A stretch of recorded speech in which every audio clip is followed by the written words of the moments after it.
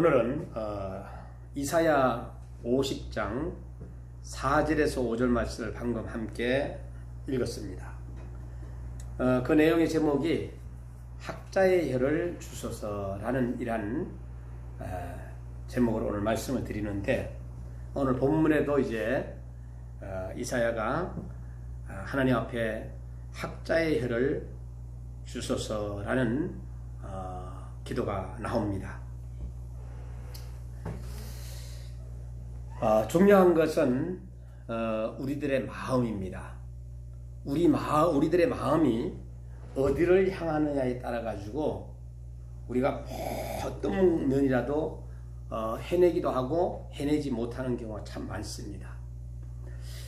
부모님들이요, 정말로 신앙생활을 잘 하잖아요. 그러면은 그 자녀들은 부모님의 영향력을 받게 되어 있습니다.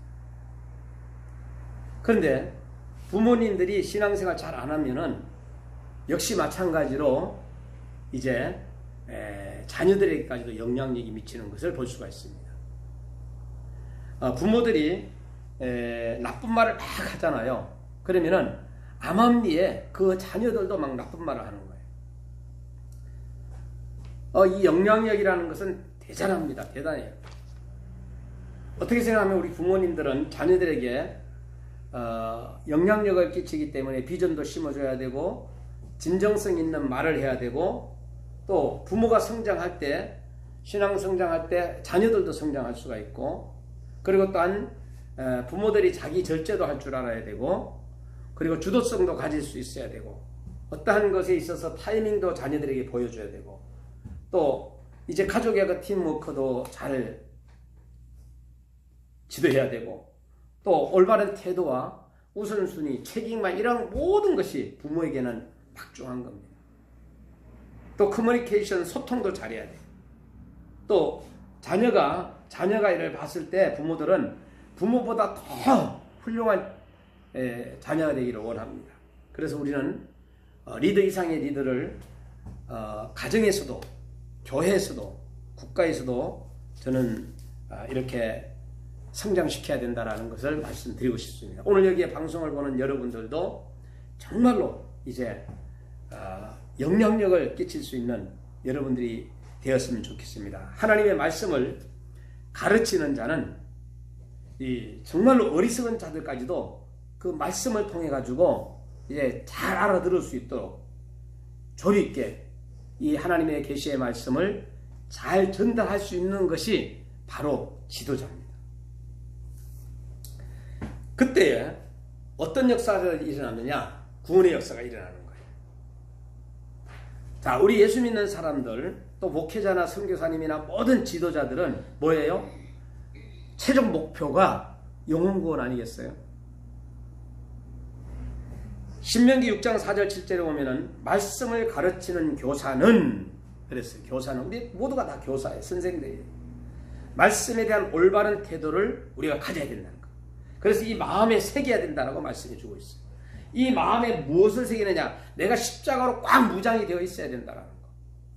여러분, 신명기 6장 7절에서는 자녀들에게 부지런히 십자가에 대해서 가르치라고 말씀해 주고 있어요. 깨어나면 안 된다. 부지런해야 된다. 여러분, 욥 한번 보시기 바랍니다. 욥 얼마나 견고합니까? 그리고 또한 많은 순교자들을 한번 보시기 바랍니다. 여러분, 마땅히 행할 길을 아이에게 가르치라. 그리하면 늙어도 그것을 떠나지 아니하리라. 잠언 22장 6절에 말씀해 주고 있습니다. 사도 바울은 믿음의 아들 디모데에게 너는 배우고 확신의 일에 가라고 했어요. 확신의 일. 여러분, 관심과 무관심은 대단합니다. 자녀들에게도 관심을 가지고 가르쳐야 되고, 그 다음에 또한 교회에서도 역시 마찬가지로 성도들을 지도하고 할 때도 관심을 가지고, 무관심하면 안 돼요. 예수님께서 해당에서 말씀을 가르치시고 천국 복음을 전파하시고 병든 자를 고치셨습니다 라고 이렇게 성경은 말씀해 주고 있어요. 내 손목에 기회를 삼아서 배워야 한다. 주의 제자는 세상을 쫓아서는 안 된다고 말씀해 주고 있어요. 이 사탄들이 그냥 마귀 사탄 귀신들이 이러한 것들이 우리를 공격해 올 때 물리칠 줄 알아야 된다는 거. 사단의 관계를 물리쳐야 된다는 거. 이기적인 욕망을 우리는 극복해야 된다는 것을 저는 여러분들에게 말씀해 주고 싶습니다. 30년 전에 어느 신문에 조그맣게 나와 있는 그 아름다운 혈안이란 제목이 있었어요. 어느 분이 기록을 했는지 모르지만은 저는 그 작은 요만해요. 신문을 한번 오려놨어요. 그 내용에는 아름다운 혀는 험난하지 않는 혀입니다. 그렇게 기록이 되어 있어요. 첫 번째가. 두 번째는 아름다운 혀는 진실된 혀입니다. 아름다운 혀는 만족하는 혀입니다. 아름다운 혀는 소박한 혀입니다. 아름다운 혀는 조용한 혀입니다. 아름다운 혀는 감사하는 혀입니다. 아름다운 혀는 증거하는 혀입니다. 아름다운 혀는 깨끗한 혀입니다. 아름다운 혀는 진정한 혀입니다. 이렇게 이제 30년 전 그 작은 신문에 내가 메모를 이렇게 해서 붙여놨습니다만은 이 내용을 보면서 어떻게 생각하게 되면은 우리 선생님들, 우리 모두는 다 선생님들 아니겠어요? 교사 헌신 예배를 드릴 때도 이러한 말씀을 가지고 또 증거하셔서 괜찮을 것 같아요. 어느 날 여선생님이 시험이 들었어요. 시험이 들면 첫 번째 하는 행동이 있어요. 교회 나오지 않고 잠수합니다.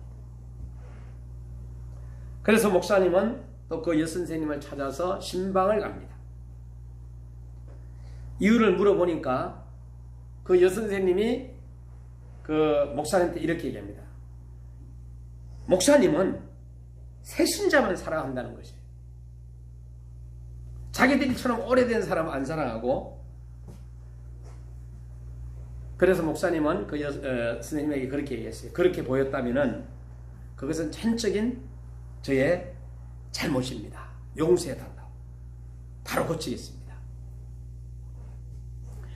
여선생님은 이제 교사 생활을 시작하기 시작하면서 열심히 이제 또 신앙생활 하는데 어느 날 얼마가 지나지 않아서 반어린이가 나오질 않았습니다. 여러분, 그 어린이들이 왜 나오지 않았을까? 교사는 여러분 신령한 지식과 영향력을 주는 것, 그리고 또 신령한 지식을 사모해야 돼요. 하나님의 말씀을 사모해야 돼요. 말씀의 교사가 되기 위해서는 먼저 자신이 말씀에 대한 신령한 지식으로 무장되어야 된다. 책임감을 가지고. 어느 날 주일학교를 하는데 담당 전도사님이 설교를 하셔야 되는데 나오질 않은 거예요. 전화를 했더니 그때 일어났다는 거예요. 여러분, 그 전도사님이 얼마나 놀랐겠어요. 지금 선생님들과 자녀들이, 그 아이들이 다 나와가지고 이렇게 해서 전도사님 말씀을 들으려고 하는데 전도사님이 그때서 일어난 거예요. 얼마나 피곤하셨으면은 그때 일어났을까? 이렇게도 할 수 있겠지만은 그 다음의 이야기는 생략하기로 하고, 오늘 본문에 이사야 선지자는 제발 무지한 백성들에게 말씀을 잘 가르칠 수 있도록 학자의 혀를 내게 달라고 기도했습니다. 여러분도 이제 모두가 다 교사들이에요. 가정에서도 마찬가지. 학자의 혀를 달라고 기도하는 교사가 되셔야 된다는 것. 그 결과 이사야는 백성들에게 하나님의 계시의 말씀을 자신 있게 선포할 수 있게 하는 학자의 혀를 달라. 어느 교사 선생님께서, 목사님, 설교할 때 공과 준비, 이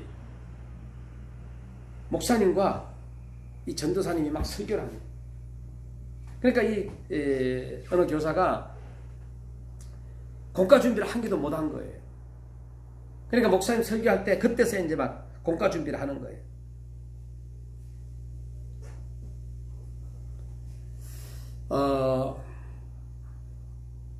우리 교사는 공과를 준비해서 땜박질하는 게 중요한 게 아니라 기도하면서 많이 울어야 된다는 거.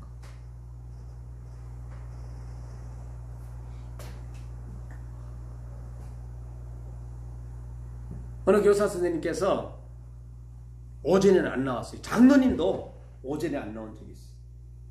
집사님도 오전에 안 나온 적이 있어요. 근데 오후에 나왔습니다. 그런데 7살 먹은 어린아이가 선생님 왜 안 나오셨어요? 묻지 않았어요. 근데 그 7살 먹은 아이가 그 선생님을 지나가면서 선생님 코 잠잤어요? 하고 그냥 지나가는 거예요. 여러분 선생님 얼굴 한번 생각해 보시기 바랍니다. 교회의 리더자들은 저는 1등 리더자들이 되라고 말씀하고 싶습니다. 왜 1등 리더자들이 돼야 하는 이유가 있습니다. 생명을 살리는 일이기 때문에. 이거는 그냥 어떤 회사 조직단체 이런 게 아니에요. 생명을 살리는 일이기 때문에 죽기 살기로 우리는 일을 해야 됩니다.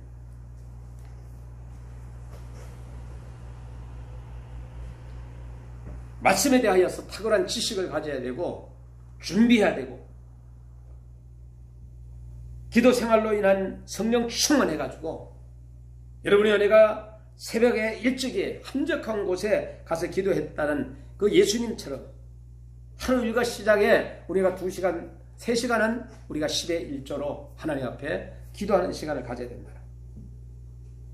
그렇게 했을 때 성령님의 도움을 받을 수 있고 삶의 모습을 보이신 말씀 그대로 기도로 시작하고 기도로 진행하고 기도로 마칠 수 있는 이러한 리더자들이 됐으면 좋겠습니다. 두 번째는 오늘 이 자리에 있는 모든 여러분들은 교사들입니다. 교사는 말씀을 사랑해야 돼요. 이사야 선지자는 남달리 여호와의 말씀을 사랑했습니다. 이 말씀에 대한 그의 열정은 그의 중심에 불붙은 것 같다 그랬어요. 그러니까 가만히 앉아 있으려면 견딜 수 없음을 무엇을 느꼈다 그랬어요. 왜 그랬을까요? 말씀을 사랑해요. 교사들도 견딜 수 없는 무엇인가, 장로님들도 무엇인가 견딜 수 없는 무엇인가, 권사님들도 견딜 수 없는 무엇인가 속에서 나와야 된다. 우리 리더자들은 장로님들은요 30분 전에 나와야 되죠. 선생님들도 30분 전에 나와야 되죠. 어떤 조직 단체에서도 회장님들은 임원들은 1시간 전에 나와가지고 준비를 하잖아요. 그런데 다 했는데 마지막에 오는 그는 리더자가 아닙니다. 그러나 우연히 한 번쯤은 그럴 수가 있습니다. 그러나 습관적으로 그러는 사람은 리더자가 아니라고 볼 수 있습니다. 그것도 선한 영향력인 척 악한 영향력을 미치게 되는 거예요. 그래서 교회에 올 때 보게 되면 꼭 그냥 5분 뒤에 오는 사람도 있다 그래요. 권사님, 어느 권사님. 이웃에 있는 장로님이 아주 속상해 죽겠다는 거예요. 모범이 돼야 할 권사님이 예배 딱 5분 지나서 온다라는 거예요. 그 장로님이 나한테 얘기하는 거예요. 그 사람 습관이 그렇게 돼 있어요. 5분 일찍 가고 30분 일찍 가면 뭐 죽습니까?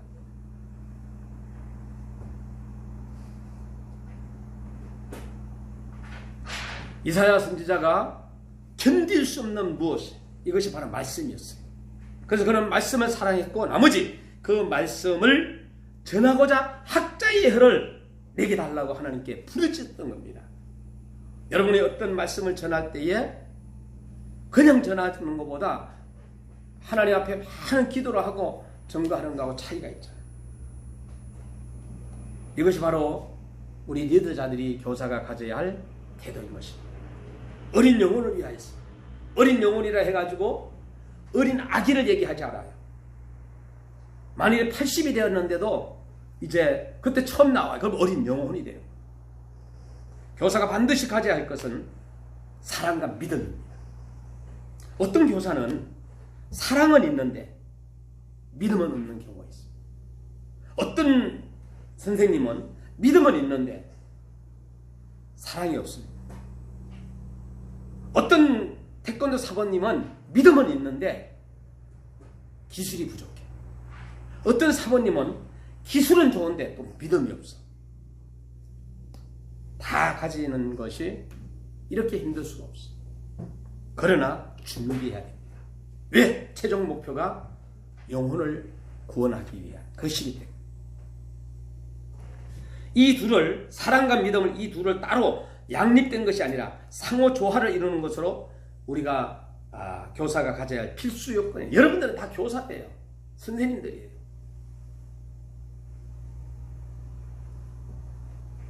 인간의 모든 실수는 하나님과 하나님의 법을 무시한 데서 발생하는 거예요.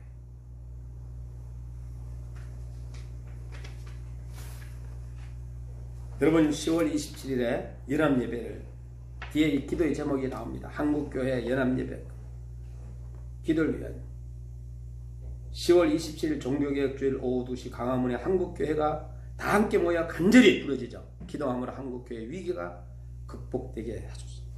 한국교회 성도들이 다 함께 믿음의 선한 싸움을 싸움으로 동성 파트너에게 건강보험 피부양자의 자격 인정한 대법원 판결이 무력화되고 성전한 수술 없는 성별 정정 없게 하시고 동성결혼 합법화와 포괄적 차별 금지법을 막아 서게 하소서. 세 번째는 위정자들이 하나님을 경외하게 하시고 하나님을 대적하는 사상과 세력이 무너지게 하시고 국회에서 성경의 진리를 대적하는 악법들을 제정하지 않게 하시고 사법부에서 하나님의 창조 원리를 거스리고 가정을 무너뜨리는 잘못된 판결이 없게 하소서.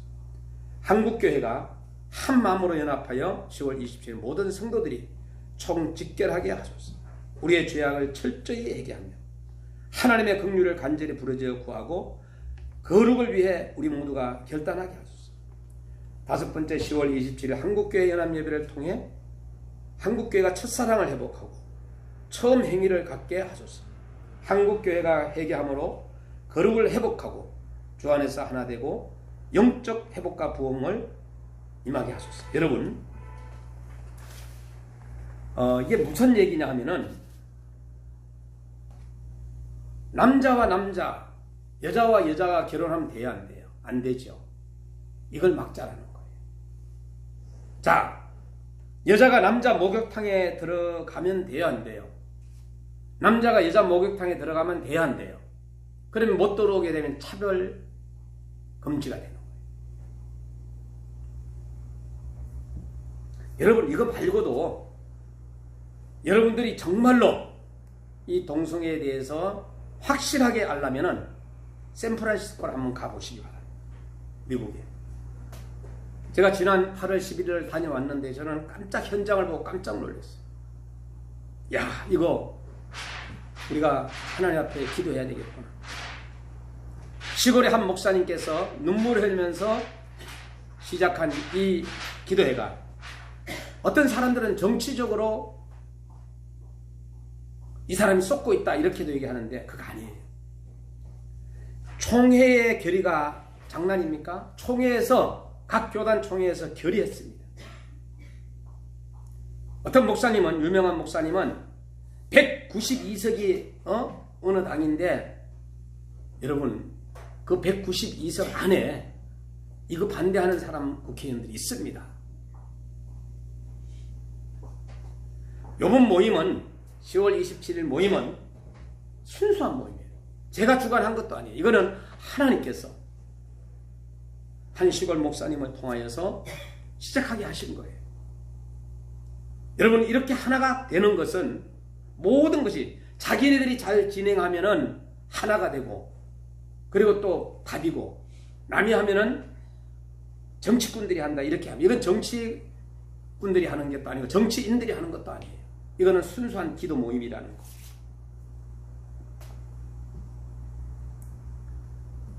뭔가 이 조직을 해가지고 욕심을 부린다면 아마 하나님의 저주가 갈 거예요. 그런 거 없습니다. 이번에 모이려고 하는 모든 교회들은 정말로 순수한 가운데서 하나님 앞에 기도하고 싶어하는, 이거 막자고. 이거 수차례 제가 이걸 말씀드렸어요. 막아야 된다. 여러분들 가정에 앞으로 남자 며느리가 들어오고 딸 사이가 들어올 수 있다는 거, 이거 막자고. 샌프란시스코 한번 가보시기 바랍니다. 저는 민주당이 192석이다 이래가지고 이거 다 이거 통과한다, 난 그렇게 보지 않습니다. 이들 가운데서도 정말로 진정한 크리스찬들이 있고 믿음의 사람이 있다. 저게 큰 교회들이 이렇게 몇 군데서 나온다 하다가 안 나온다고 뭐 이렇게 하면서 하는데 그거 아니에요.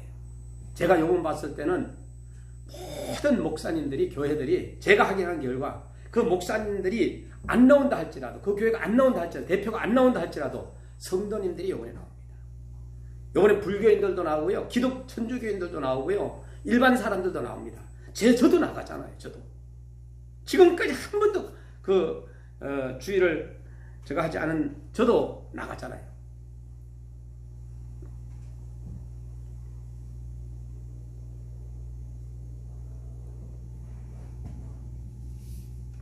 그런데 또 이것을 반대하는 분들도 있어요.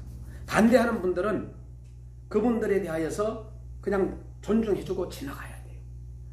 그분들에 대하여서 막 비판할 이유도 없어요. 그냥 지나가면 돼요. 그분들은 그렇게 살아라 그러면 돼요. 그분들은 나중에 만약에 이게 통과가 되면은 그냥 남자 며느리를 맞이하면 되는 거예요. 여자 사위를 맞이하면 되는 거예요. 그런데 그분들의 신앙이 하나님 앞에서 그냥 두면 됩니다. 인간의 모든 실수는 하나님과 하나님의 법을 무시한 데서 발생한다. 나는 세계에서 우리가 이제 교단이 뭐 예를 들어서 그 대학을 중심으로 해가 교단이 설립이 되었잖아요. 장신대 나오면 이제 통합측이고, 감신대 나오면 감리교, 그 다음에 또 총신대 나오면은 그 신대원 나오게 되면은 합동처, 서울신학대학 출신들은 뭐 성결교, 또 그리스도 대학 나오면은 그리스도 교단이 되고, 또 그 순복음 신학과 관련되는 그곳에서는 이제 또 순복음 교단이 되고, 이렇게 우리 한국의 교단이 있는데 요번처럼 똘똘 뭉치면서 하나가 된 적은 없습니다. 지금까지. 제가 지금까지 교육자 생활을 한 39년 동안 하는 동안에 없었습니다. 나는 세계에서 가장 좋은 신학교, 그것은 여러분들의 어머니의 품속이다, 이렇게 말씀드리고 싶어요. 그래서 나는 가장 좋은 신학교를 공부했다, 이렇게 여러분들은 이야기하셔도 돼요. 왜? 여러분들이 어머니의 뱃속에서 태에서부터 시작해서 어머니가 기도하면서 여러분들을 출생했거든. 그리고 난 다음에 이렇게 나온 거 아니에요. 만일에 우리 부모님이 예수님을 믿지 않았어, 그러면 여러 군데부터 이제 시작하면 되는 거예요. 그게 바로 이 바톤입니다.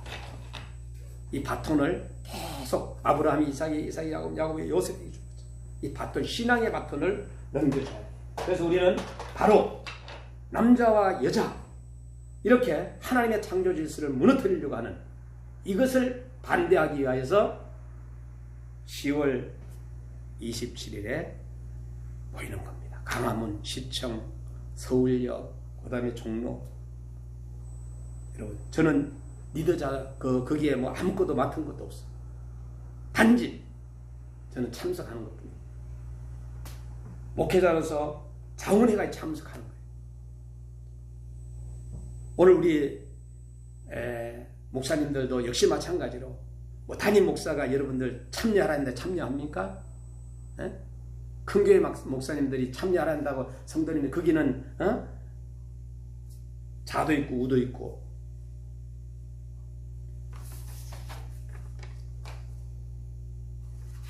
리더자는 신령한 지식을 사모해야 되고 리더자는 말씀을 사랑해야 된다. 세 번째는 교사는 리더자는 기도로 준비해야 됩니다. 우리는 아무리 말씀에 대한 많은 식견이 많다 해도 기도를 무장하지 않으면 그 말씀을 능력 있게 전할 수가 없어요. 이사야는 말씀을 전하기 전부터 시종일관 기도했습니다. 성경에 보게 되면요, 문제가 있을 때 미스바에서 모여서 기도했던 이러한 것이 있습니다. 그래서 지난번에 시대에서 창사 70주년에도 미스바 회개 성령 대성회를 했죠. 그래서 구별된 복음화, 거룩한 교회 회복, 창조 질서의 회복, 약자 보호와 나눔은 삶, 그리고 평화의 도구, 여섯 번째 CBS 기독교 방송 이렇게 해가지고 주여 나는 죄인이로소이다 하면서 이런 평양에서 2024 서울까지 1907년 평양에서 2024 서울까지 이거 했잖아요. 이런 거 할 때 여러분들이 순수한 마음으로 참여해서 기도하면 돼요. 가나문에도 여러분들이 가고 싶으면 가시면 되는 거예요. 싸우러 가는 거 아니잖아요. 영적인 싸움을 하는 거죠. 마귀하고 싸우는 거죠. 저와 여러분도 이같이 기도로 일관된 삶을 살지 않는다면 결단코 승리하지 못할 것입니다. 기도에는 이런 이유가 결코 나올 수 없다 하신 주님 말씀을 풍성하게 전할 때 듣는 사람도 더욱 은혜가 넘치게 될 줄 믿습니다. 결론으로 말씀을 드릴게요. 교사의 무기는 말씀입니다. 교사의 무기는 말씀의 영의 양심입니다. 신령한 것. 교사의 무기는 말씀, 기도입니다. 그리고 대한민국이 이제 이 대한민국이라는 곳에 살아가잖아요. 그러면은 우리 대한민국 사람들이 지켜야 할 의무가 있습니다. 그게 뭐냐? 교육의 의무, 납세의 의무, 국방의 의무, 근로의 의무입니다. 자, 그럼 기독교인들의 4대 의무는 뭡니까? 말씀생활, 찬송생활, 기도생활, 전도생활입니다. 끝까지 우리가 주님 오시는 날까지 여러분들이 잘해야 되지 않겠어요? 이것이 준비하는 겁니다. 그래서 이것이 바로 실천할 때는 이제는 교육을 받아야 돼요. 교회 출석을 해야 되고 예배를 드려야 되고 하나님의 것을 구별해야 되고 봉사부처에 들어가야 되고 이 실천 상황들이 많아요.